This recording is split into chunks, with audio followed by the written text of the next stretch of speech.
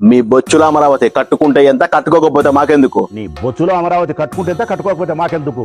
నీ బొచ్చులో అమరావతి కట్టుకుంటే ఎంత, కట్టుకోకపోతే మాకెందుకు? బొచ్చులో అమరావతి. అవును, బొచ్చులో అమరావతి. మీకంత కక్ష ఉన్నప్పుడు ఎందుకు అధికారం రాకముందు అమరావతికి మద్దతు తెలిపారు? అధికారం లేనప్పుడు అమరావతిని మా అన్న మెచ్చినాడు, అందుకే మాకు అది నచ్చినది. అధికారం పోయినాక మా అన్న దాన్ని మెచ్చలేదు, అందుకే మాకు అది బొచ్చైంది. మీ జగనన్న హయాంలో కట్టడం లేదన్న ఒకే ఒక కారణంతో దుర్గమ్మ కృష్ణమ్మ తోబుట్టువుల ఇరువైపుల కాపు కాస్తున్న నేలని బొచ్చుతో పొలుస్తారా?